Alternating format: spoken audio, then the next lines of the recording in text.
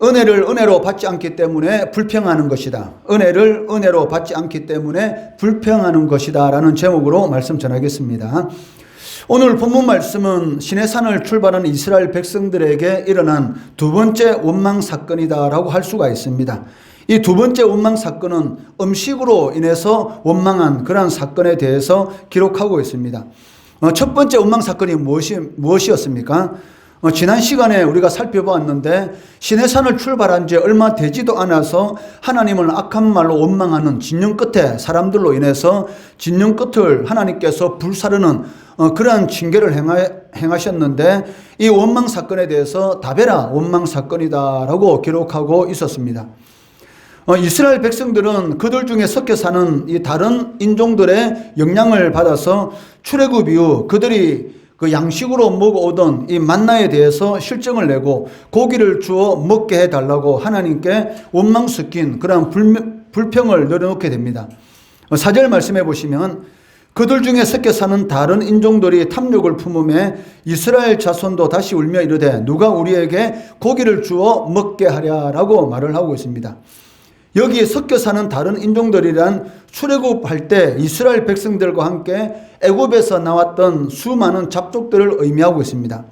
출애굽기 12장 38절 말씀해 보시면 수많은 잡족과 양과 소와 심이 많은 가축이 그들과 함께 하였으며 라고 기록되어 있는 것처럼 수많은 잡족, 즉 이스라엘 백성은 아니지만 그 이스라엘 이 백성들의 공동체에 가입한 사람들, 즉 할례를 받고 이스라엘 공동체에 가입은 하였습니다. 그렇지만 하나님에 대한 바른 신앙을 가지지 않고 여전히 애굽의 우상 숭배 문화에 젖어 있었던 사람들입니다. 이 사람들이 이스라엘 백성들로 하여금 이 먹는 문제로, 즉 이 만남 문제로 인해서 하나님 앞에 원망하는 그러한 원인을 제공하였던 것입니다. 이에 대해서 그들 중에 섞여 사는 다른 인종들이 탐욕을 품음에, 즉 이들이 이스라엘 백성들로 하여금 하나님을 원망하게 하는 이 먹는 문제 때문에 하나님 앞에 불평, 불만을 하도록 하는 그런 원인을 제공하였던 것입니다. 이와 마찬가지로 오늘날도 교회에 이런 섞여 사는 다른 인종들이 교회 안에도 있다는 것입니다. 이러한 사람들 때문에 성도들의 영적 성장을 방해하기도 하고 또 때로는 진리에서 떠나서 실족하게 만들기도 한다는 것입니다. 이들이 누구겠습니까? 바로 성도들의 신앙을 도둑질하는 이단들이라는 것입니다. 바울은 교회 안에 몰래 들어온 이런 이단들에 대해서 뭐라고 말하냐면 가만히 들어온 거짓 형제들이다라고 말을 하고 있습니다. 예수 믿는 사람들은 이 상대방에 대해서 호칭을 할 때 어떻게 합니까?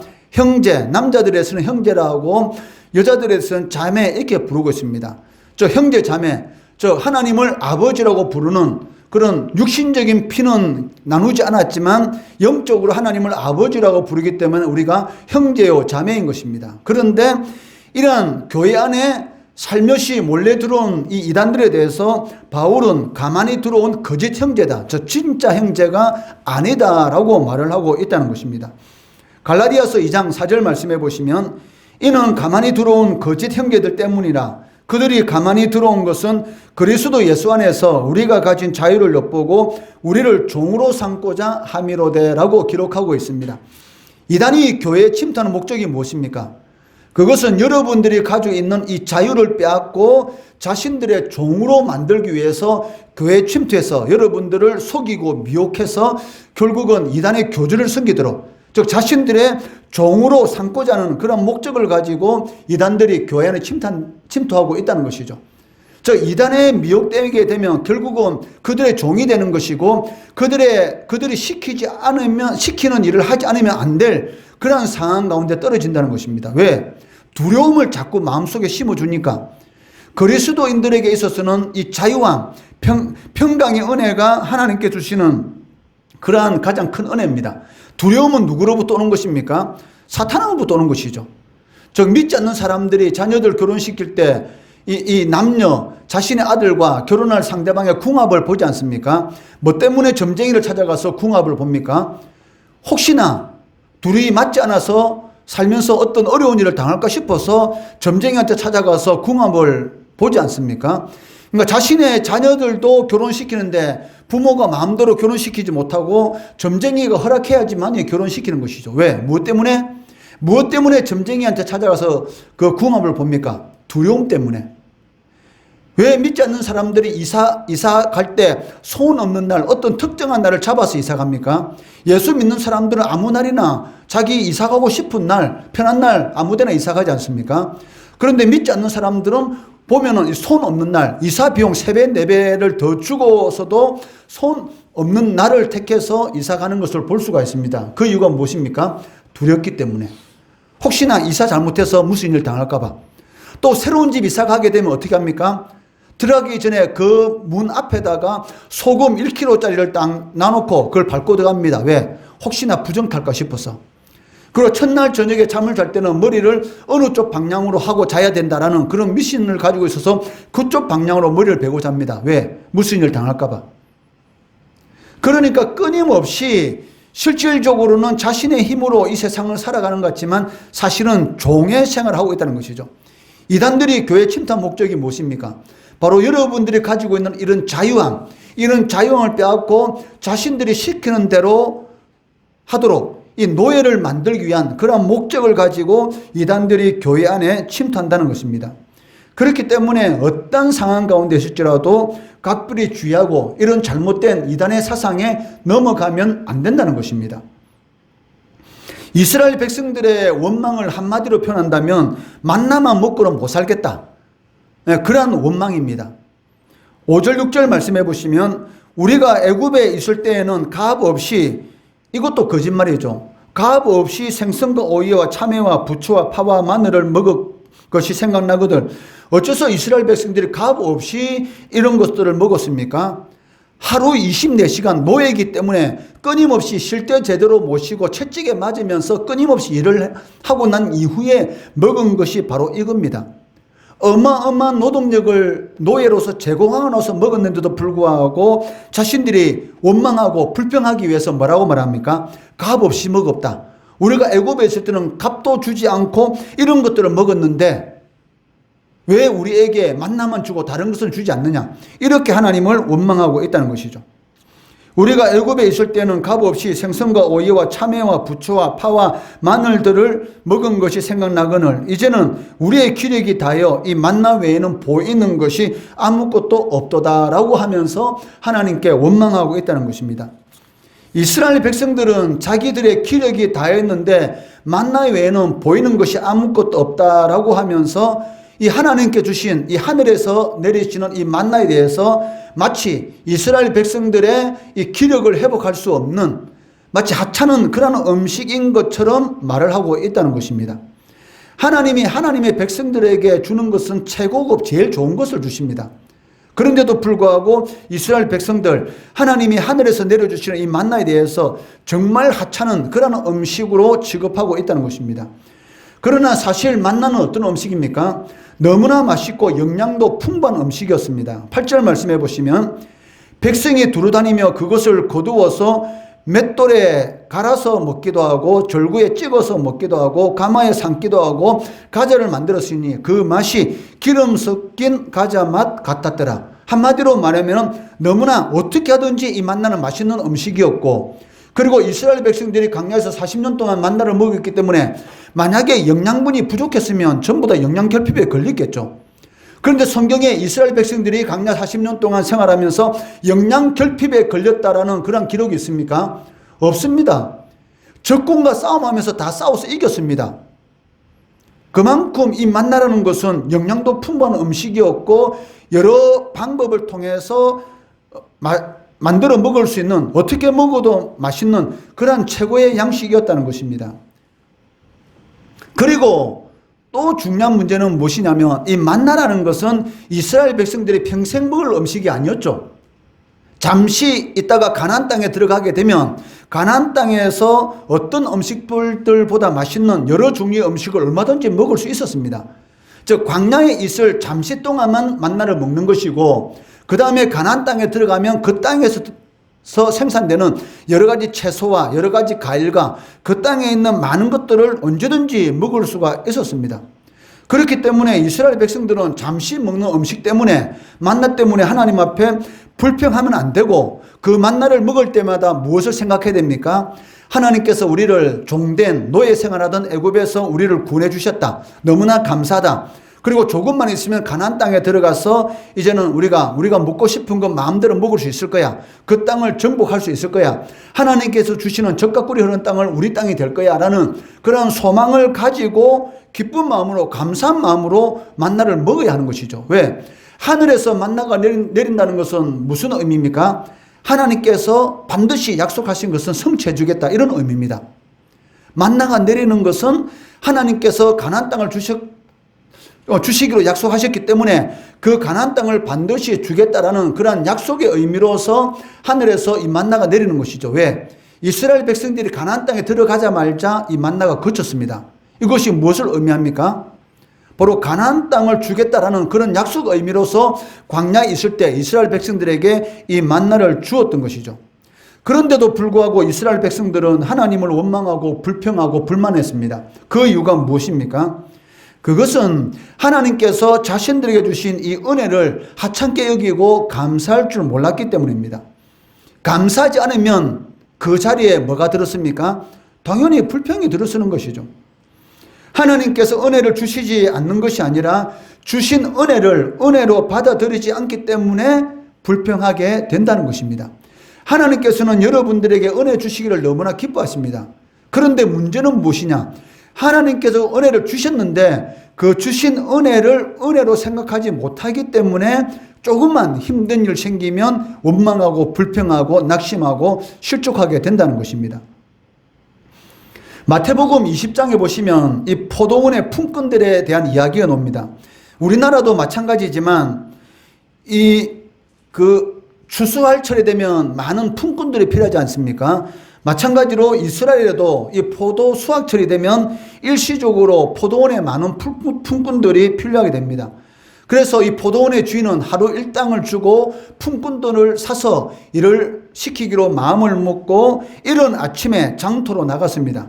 마태복음 20장 1절 2절 말씀해 보시면 천국은 마치 품꾼을 얻어 포도원에 들여보내려고 이른 아침에 나간 집주인과 같으니 그가 하루 한 데나리온씩 품꾼들과 약속하여 포도원에 들여보내고, 이 포도원의 주인이 장터에 나가니까 거기에 놀고 있는 사람들이 있었습니다. 즉 일을 구하기 위해서 나온 사람이 있었는데 그 사람들과 약속을 합니다.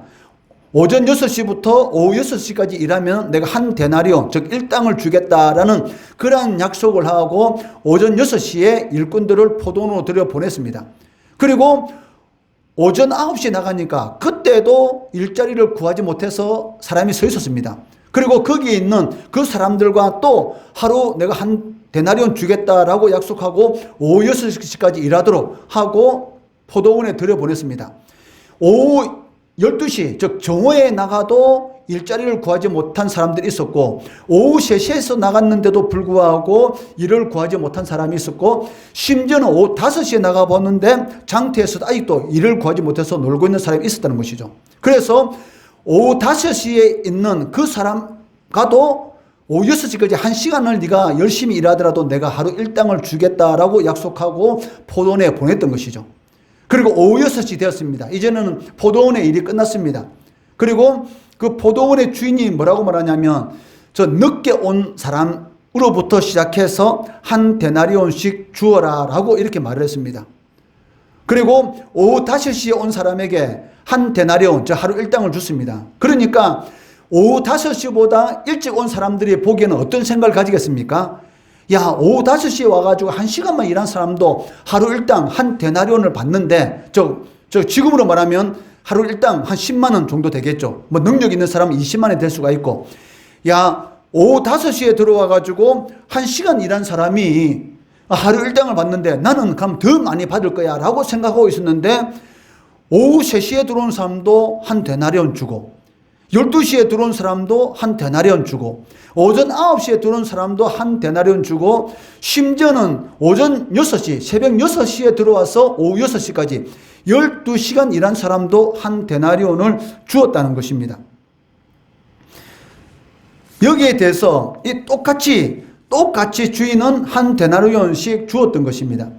마태복음 20장 10절에서 12절 말씀해 보시면 먼저 온 자들이 와서 더 받을 줄 알았더니 그들도 한 데나리온씩 받은지라 받은 후 집주인을 원망하여 이르되 나중은 이 사람들은 1시간밖에 일하지 아니하였거늘 그들을 종일 수고하고 더위에 견딘 우리와 같게 하였느냐. 당연한 것이죠. 이 팔레스타인 땅 낮에 온도가 40도 이상 올라가기 때문에 얼마나 덥습니까? 그런 더위를 견디면서 하루 종일 일을 했는데 1시간 일한 사람과 똑같이 주인이 한 데나리온을 주었습니다. 거기에 대해서 불평, 불만 가진 것은 어떻게 보면 당연하다고 생각할 수 있습니다. 이에 대해서 주인이 뭐라고 말합니까? 마태복음 20장 13절 말씀해 보시면 주인이 그 중에 한 사람에게 대답하여 이르되 친구여 내가 내게 잘못한 것이 없노라. 네가 나와 한 데나리온의 약속을 하지 않았느냐. 즉 네가 오전 6시에 들어왔던 몇 시에 들어왔던 내가 분명히 너와 약속한 것은 얼마다? 하루 일당 한 데나리온이지 않느냐. 내가 너와 한 약속에 한 데나리온을 줬는데 네가 거기에 대해서 무슨 말을 하느냐 라고 이렇게 말을 하고 있다는 것이죠. 인간적인 눈으로 보면 주인의 이 행동은 형평성에 맞지 않지 않습니까? 1시간 일한 사람하고 어떻게 12시간 일하는 사람하고 똑같이 돈을 줄 수가 있습니까? 그러니까 인간적인 눈으로 보면은 주인의 이 행동은 형평에는 맞지 않습니다. 그렇지만 주인은 처음 약속한 대로 그 일당을 지불했기 때문에 사실은 주인이 잘못한 것은 없죠. 왜? 12시간 일하고 한 데나리온 주기로 했기 때문에 그 돈을 정확하게 줬습니다. 그렇기 때문에 주인은 잘못한 것은 전혀 없다는 것입니다. 그리고 만약 포도원의 주인이 그 사람들을 불러주지 않았다면 그 사람들은 일할 기회조차 없을 것이고 그렇게 됐다면 그날 그 사람의 아내와 그 사람의 자녀들은 굶었을 것입니다. 그래서 주인이 새벽 6시에 나가서 장터에서 있는 그 사람들에게 일을 시켜 주었기 때문에 그래서 하루 일당을 벌어서 아내와 자식들과 맛있게 식사를 할 수 있었던 것이지 만약에 그 사람이 일자리를 구하지 못했으면 그날은 하루 굶어야 되는 것이죠. 품꾼에게 있어서 주인의 은혜에 감사해야 하는 것 당연한 것입니다. 굶지 않고 일을 할 수 있고 또 일당을 받음으로 인해서 맛있는 식사를 할 수 있다는 것 그것만으로도 주인의 은혜에 감사해야 되는 것입니다. 그러니까 일을 많이 했다 적게 했다가 중요한 것이 아니고 똑같이 약속한 대로 한 데나리온을 받았고 가족들이 굶지 않고 하루를 지낼 수 있게 된 것 그것만으로도 감사할 수 있었던 것이죠. 당연히 주인에게 감사해야 되는데도 불구하고 감사하지 않기 때문에 이런 불만이 생기는 것이죠. 분명히 주인은 약속한 대로 주었는데도 불구하고 나는 저 사람들 일 많이 했는데 왜 나하고 똑같이 주는 거지? 이런 불만이 생긴 이유가 무엇입니까? 감사가 잃어버린 것이죠. 아마 6시에 일자리를 구했을 때는 너무나 감사했을 것입니다. 여러분들 저기 장류시장통에 가보면 새벽에 많은 사람들이 일자리를 구하기 위해서 나와 있는 많은 사람들을 볼 수가 있습니다. 그런데 거기에 나와 있는 모든 사람들이 이 추운 날씨에 새벽에 나와서 기다리고 있어요. 근데 그 새벽 일찍 나와서 일자리를 얻으려고 기다리고 있는데 그 중에 나와 있는 사람들 다 일자리를 구하는 건 아닙니다. 그날 나와서 새벽부터 나와서 기다리고 있지만 사실은 일을 구하지 못하고 그냥 돌아가는 사람도 많다는 것이죠. 아마 새벽 6시에 포도원에 들어간 사람들 처음에는 어땠습니까? 야 나는 선택받은 사람이야. 야 저 사람들은 주인이 선택해 주지 않아서 일자리로 못 구했는데 나는 포도원에 들어가서 오늘 하루 일하고 일당 받으면 우리 아내와 자식들과 맛있는 음식을 먹을 수 있을 거야 라고 하면서 처음에 새벽에 들어갈 때는 너무나 주인에 대해서 감사하고 고개 숙이면서 고맙게 여겼을 것입니다. 그런데 어느 순간인가 그 감사한 마음은 없어지고 다른 사람들이 내보다 일을 작겠다고 똑같이 받는다고 원망 불평하는 것이죠. 주인이 분명히 은혜는 줬습니다. 그런데 그 준 은혜를 잊어버리니까 결국은 어떻게 돼요? 다른 사람과 비교하고 원망하고 불평하게 되는 것이죠. 여기 포도원의 주인은 누구를 말합니까? 바로 하나님을 말합니다. 그리고 이 포도원은 교회를 말합니다. 그리고 품꾼들은 성도들을 의미하는 것이죠. 여러분들은 하나님 앞에 부름받은 선택함을 받은 하나님의 자녀들입니다. 각 사람에게 하나님께 주시는 또 은혜가 다 다를 수가 있습니다. 그렇지만 분명한 것은 여러분들에게 하나님께서 다 은혜를 주셨다는 것이죠. 그런데도 불구하고 그 주신 은혜를 은혜로 받아들이지 않기 때문에 불평하게 되는 것이고 더 큰 은혜를 누리지 못한다는 것이죠. 이 시간 나와서 하나님 앞에 예배 드릴 수 있는 건 너무나 큰 은혜인 것이고, 그리고 여러분의 육신이 건강해서 음식을 맛있게 먹을 수 있는 것도 큰 은혜인 것이고, 공부하고 싶어도 공부하지 못하는 그런 여러분 나이 또래의 학생들이 전 세계에 얼마나 많은 줄 압니까?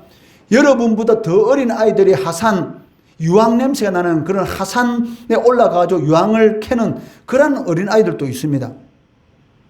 그리고 저 채수장 가지고 바위를 깨트려서 그런 바위를 깨트리는 그런 아이들도 있고, 쓰레기장에서 쓰레기를 구분하면서 하루 얼마라도 버리려고 하는 그러한 애들이 전 세계에 얼마나 많은지 모릅니다. 그렇지만 여러분들은 그런 일을 하지 않고도 학교 생활하고 있고 먹고 마시고 다 하지 않습니까? 그거 하나만으로도 얼마나 큰 은혜인데, 그런데 그 은혜를 모른다는 것이죠. 내 친구가 내보다 좀 더 좋은 메이커 신발 신으면 거기에 대해서 가만히 있지 못하고 비교하고, 좀 좋은 옷 입으면 또 비교하고, 끊임없이 비교하니까 기쁨이 없고 원망과 불평만 있는 것이고, 그 삶 가운데 감사가 없어지니까 은혜도 없어진다는 것입니다. 예수님께서 이 이야기를 하시면서 마지막에 무엇이라고 말씀하십니까? 마태복음 20장 16절 말씀해 보시면 이와 같이 나중된 자로서 먼저 되고 먼저 된 자로서 나중되리라. 하나님의 은혜에 감사하는 자가 먼저 되는 것이죠. 신앙생활을 오래 했다 늦겠다 전혀 상관이 없습니다. 하나님 앞에 일을 많이 했다 적겠다 전혀 상관없습니다. 사소한 것이라도 하나님 앞에 감사하는 사람, 이 사람에게 하나님께서는 먼저 되는 은혜, 큰 은혜를 베풀어 주신다는 것입니다. 그렇기 때문에 우리는 항상 하나님의 은혜에 감사하는 자들이 되어야 한다는 것입니다. 아침에 눈을 뜨게 해주신 그 은혜에 감사해야 하는 것이죠. 또한 아직 하나님을 위해 섬길 수 있는 그런 시간을 주셨음에 감사해야 됩니다. 70, 80 먹은 교회의 어른들에게 물어보면 뭐라고 말씀하신지 아십니까? 내가 조금만 더 젊었으면 더 열심히 하나님을 섬길 것인데. 그런데 이제는 안 되죠. 왜? 육신에 힘이 없으니까 섬기고 싶어도 못 섬기는 겁니다. 하나님을 위해 섬길 수 있는 시간이 있다는 것에 대해서 하나님 앞에 감사해야 되고, 일할 수 있고 공부할 수 있는 그런 건강이 있다는 것에 대해서 하나님 앞에 감사해야 되는 것이고, 무엇보다 영원한 생명을 주신 그 하나님의 은혜에 감사해야 한다는 것입니다. 감사가 여러분 삶 가운데 살면 불평이 죽고, 불평이 여러분 삶 가운데 살면 감사가 죽게 됩니다. 그렇기 때문에 어떤 상황 가운데 있을지라도 항상 감사함으로 하나님께 주시는 더 큰 은혜, 더 풍성한 은혜를 누리시는 우리 성도 되시기를, 또 우리 중고등부 학생 되기를 주의 이름으로 축원합니다.